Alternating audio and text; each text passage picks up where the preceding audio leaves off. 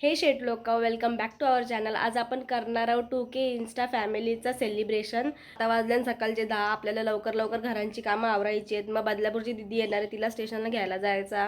मग तिच्या सगळा केक वगैरे सामान घेऊन यायचा सेलिब्रेशनचा. तर बघू आता किती टाईम लागतं. मला आज जरा लवकर सगळी कामं करायला लागणार. आवाज ॲडजस्ट करा, आता पण सर्दी झाले, खोकला जाम झाले, तर त्याच्यामुळे थोडा ॲडजस्ट करा. तुम्ही ॲडजस्ट करता, तुम्ही जाम चांगली माणसं मला माहीत, तर तसं सपोर्ट करत राहा. आता आपण याला किचनमध्ये, आता मागचा जो जेवढा पसारा दिसतो ते फ्रीजवरती खाऊ पडले, पास्ता बिस्ता, आणि त्या टेबलवरती पण जाम पसारा खाऊ वगैरे पडले. तर आपण तो एक दिवस नक्की आवरू असं मला वाटतं मनांशा, की आमचा पण घर जरा स्वच्छ राहायला पाहिजे, पण नाही राहत.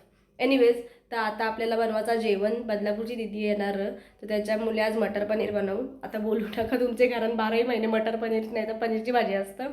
ते मला पण माहिती आहे, मला त्या पट्ट्या, त्याच्यामुळे मी त्यात जास्त बनवतात. पण मी तुम्हाला एक गोष्ट सजेस्ट करतो की तुम्ही ना पनीर खाऊ नका, कारण ते जाम घाण पद्धतीत बनवतात. आणि जे आपण पनीर खातो ना विकतचा, तो अजिबात ओरिजिनल नसतं. जाम त्याच्यामध्ये प्रिझर्वेटिव्ह वगैरे ॲड केलेलं असतं, अजिबात आपल्या हेल्थसाठी चांगलं नसतं.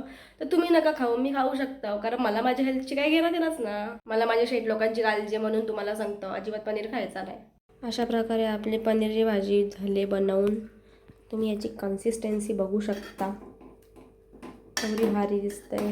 मागच्या वेळेला पण मी काहीतरी व्लॉग अपलोड केला होता जेवणाचा, तेव्हा मम्मी मला सांगतं, बोलतं टोपशी जरी चांगली घ्यायची. आता एका व्हिडिओसाठी मी नवीन टोपशीना मागवणार आहोत. आता आपण आले दिदीला घ्यायला, दिदीला उचलले स्टेशनच्या. आता म्हणजे दिदीला घेतले आपण स्टेशनच्या. आता आपण जाऊ केक घ्यायला. माईक कुठे? माईकला घेतले का माहिती, त्या मोबाईलला पण चार्जिंग नसतं गवा ना, ते माईकला पण चार्जिंग नसतं. कधी कशाला चार्जिंग नसतं. आता लगेच मला कमेंटमध्ये बोलू नका दिदी डबल बॅटरी मला नंबरचा चष्मा नाही, मायग्रेनचा चष्मा, डोकं दुखतं त्याच्यामुळे मी लावतो. फक्त उन्हान वगैरे जायचं असेल तरच वापरते, नाही तर नाही वापरत मी कसं.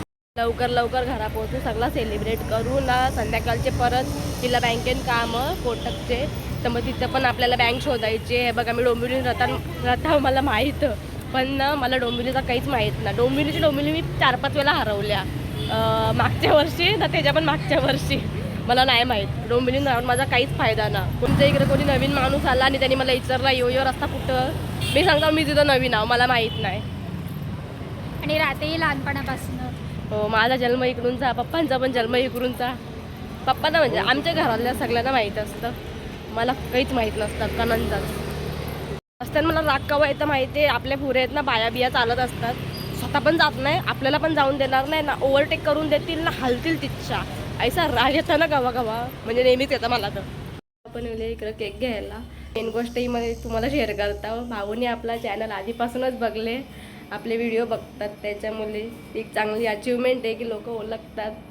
सगळं सामान घेऊन झालता, फक्त 2 वाला तो नंबर नव्हता भेटत फॉईलचा, त्याच्यामुळे आम्ही आलो खेळण्यांच्या दुकानात. आता आम्ही नुसते हिंडताव, प्रत्येक स्टेशनरीमध्ये प्रत्येक दुकानात बघताव, 2 नंबर कायच भेटत ना. तर परत चालले लास्टवाल्या स्टेशनरीमध्ये, त्या दादाने सांगितलेला केक डेकॉरमध्ये, पण तो काही दुकान भेटला नाही. त्यांनी पण चुकीच्या माणसाला सांगितला लोकेशन, कारण डोंबिवलीमध्ये राहून मला काहीच नाही माहिती. आम्ही अशा जीवाला थकल्या ना. फायनली आता 2 फॉईलचा नंबर आहे, गोल्डन नंबर आहे, तो भेटलाय. आता पटकन घरी जाऊ. मला वाटलं आज भेटतच नाही की. किती दुकानं फिरलो, 6-7 दुकानं, आणि एका दुकानात गेलो त्यावेळी का सांगतात माहीत, 3, 4, 5, 6, 7, 8, 9 सगळे नंबर आहेत, 2 नंबर सोडून. आता 2Kचं सेलिब्रेशन झाला का लगेच 3K होतील, तेव्हा केक कापू.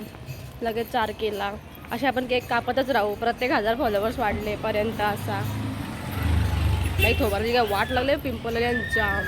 तुम्हाला मी एक गोष्ट सांगू, आता आम्ही इथे दुकानात गेलतो, तर त्या दादानी आहे ना माझी व्हिडिओ चालू केली, माझी इन्स्टा ID बघून, म्हणजे आधीपासून त्यांनी बघलेली, त्यांनी परत ती व्हिडिओ चालू केली. आणि मला माझा आवाज ऐकून आवरा अनकम्फर्टेबल आणि इम्बॅरेसिंग वाटला ना, मला शब्द ना तसं बोलायला. एक तर मला माझा आवाज अजिबात नाही आवडत. तुम्ही कसं ऐकते ते तुम्हाला माहिती, तुम्हाला पटतं, तुमचा मन मोठा, माझा मन अजिबात मोठा ना, मला माझा आवाज ना पटतं. आता घरा जाऊन डेकोरेशन वगैरे करेपर्यंत जाम टाईम जाईल, आणि माझ्यानंतर 2 रुपयाची पण एनर्जी ना राहिली काही काम करायची, पण तरी करायला लागेल, कारण मला सेलिब्रेशन करायचा. आणि प्रत्येक जेव्हा हो ना,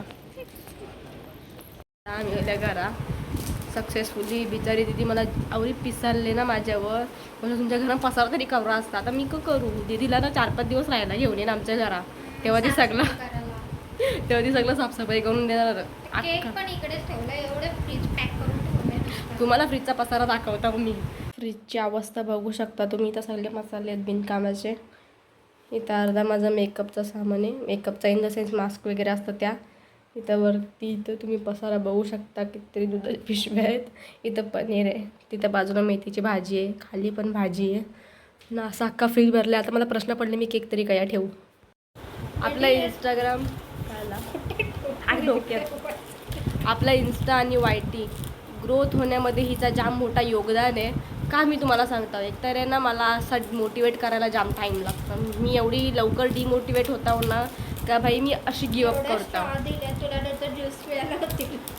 आमच्या दुकानात ठेवून विकायला चांगला हो. काय करायचं, जाम स्ट्रॉ दिलेत तुम्ही त्या मनाने. बरोबर आहे, लोकांना असं एकच थोडी लागणार आहे म्हणून त्यावेळी वेगळ्या वेगळ्या त्यांना काय माहिती, तिकडे एकच फुगवणारी आहे, दुसरी नुसतं व्हिडिओ बनवणारी आहे. मी हिला हिच्यासाठीच आणले मला हेल्प करायला. आता मी विचार केला माईक यूज करता. माईक यूज करायला चालू केले तर आपल्या मोबाईलची चार्जिंग संपले 6%च. आता मोबाईल मी थोडा टाइम चार्जिंगला लावता. थोड्या तिथं पडद्यांना मग काय करू, ऑप्शन नाही आपल्याकडे दुसरा. आता मोबाईल थोडा वेळ चार्जिंगला लावता. नंतर आपण व्हिडिओ कंटिन्यू करू व्लॉग. Stay tune. तोपर्यंत आम्ही सगळी कामं आवरतो. कामं आवरता म्हणजे मी हिला बघता ही कशी अजिबात ना.